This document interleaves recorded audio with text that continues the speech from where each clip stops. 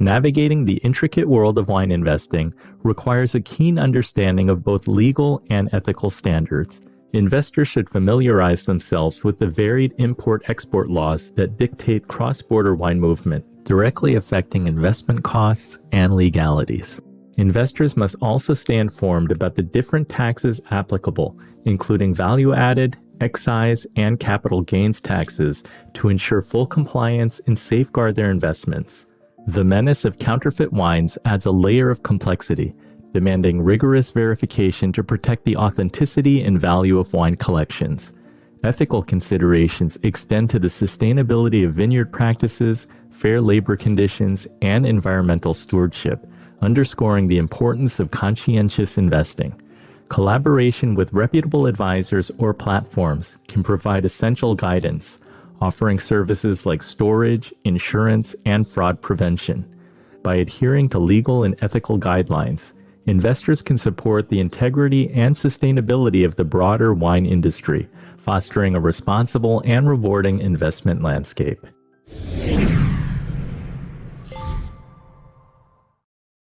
Dave, I think I heard you say that illegal drugs might be easier to sell cross-border than wine. So you know too well the legal complexities of the wine business. Can you share a little bit about how that impacts you as a business owner? And then what are things that buyers need to know? Well, it is against the law for individuals to ship wine. You know, it's just, they won't allow you. We have to get special licenses to use UPS, FedEx.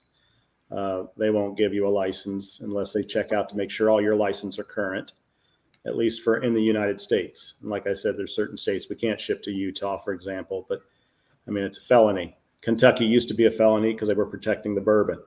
So, you know, that's opened back up. But, you know, there's 3-tier systems: the distributor, the retailer, to the consumer, that we can still use on certain states. And then we can get direct shipping permits for others. So it's just a matter of, it is a hassle. Like I said, it's probably easier to ship drugs across the state line than it is to ship wine, because, you know, UPS and FedEx are both the police officer too. A lot of times they'll turn you in, believe it or not. So it's just like, you know, don't try to put the old trick of putting a bottle in a box and shipping it with the post office and tell them it's vinegar because it was wine that turned to vinegar, won't work anymore. I mean, they'll just destroy it. So when you're doing high-end wines, of course, you don't want anything destroyed and having to reship it or find another way to get it to that customer. So there is a lot of legalities. You know, there is software out there, which is nice, that does all the taxes. We do individual income tax reports for each state. We do, you know, excise taxes, everything for each state. You know, they charge us on the shipping, the sales tax, whatever it costs to ship, like in Illinois. I mean, it's just, there's a lot of compliance that you have to do. And it's, you know, it sometimes would turn off, you know, a small winery for sure because of the hassle. But, you know, if you have distributors, there's certain states then with the distributors where they won't allow you to ship. I mean, there's all kinds of crazy rules in the wine business that, you know, it just, sometimes you wonder if it's worth it. But like I said, there's software out there. People always find a way to, you know, make it simpler. You know, it might cost you a few dollars. That's why some of these wines are so expensive. You know, it does cost, you know, and the model's wrong for distributors. I will say that, you know, because a distributor will charge you by a percentage. So high-end wines get charged a higher percentage. And I think I mentioned to you before about going to Hawaii. They're charging, you know, $600 a case to deliver my wine to a restaurant in Hawaii, when they can deliver the $2 chuck to the restaurant for, you know, $3 or whatever. There's all they're making. So it just doesn't make it fair to me. I mean, that's why we do winery direct. So we're, you know, I don't have any distributors anymore because it's just, I'm going to go direct to consumer. So you don't see me in the restaurants anymore. You don't see me in the retail stores in certain states, you know, that require the 3-tier. But we do events, like I'm in Florida now doing a winemaker's dinner. And so I can bring in the wines, I can pour them at the dinner, but I have to donate them. I can't sell them to the restaurant. So I just donate the wine, and that's fine. So there are ways around it. Interesting. Casleah, what are your top tips for ensuring the authenticity of wine, and if there's legal compliance concerns that a wine investor needs to consider? Well, I think the big thing about when you're investing in wine is it's so important that wine has been stored properly. And so it's, there's a lot of things that go along with that. Like, has the bottle been laying flat? Has it been at the right temperature? How many times has this wine traveled around the world or wherever it's been? And so when you're investing, like say you're buying like your Rothschild or something, if it hasn't been stored properly, then it might not be worth anything, right? You might open a really bad bottle of wine.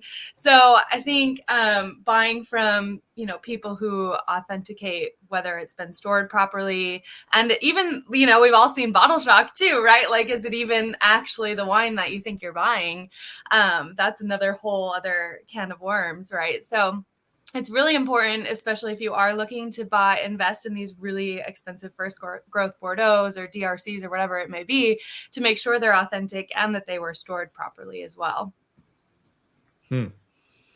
Jonny, you cite a lack of regulation as a negative to viewing wine as an asset class. What fraud do you see, and how can a buyer or investor protect themselves? Yeah, so it's interesting to hear your concern over there in the US about the tax system and authenticity. In the UK, we have a very large fine wine market relative to consumption, because there's a system where you can store wine, what's called in bond, which is outside of value-added tax and duty. And so essentially there's a series of a few dozen warehouses that are designated by the government as kind of exercise-free zones. And so everyone stores their wine in these warehouses. Some other countries do it too now. France has a system, Hong Kong does too. And so they also have quite large fine wine storage hubs as a result. So if something is in the bonded system, you can have more confidence in it. It doesn't mean that it can't be circumvented. There are ways, when it was imported into the UK, because generally we're not making these fine wines, though there are some good UK wines coming up now.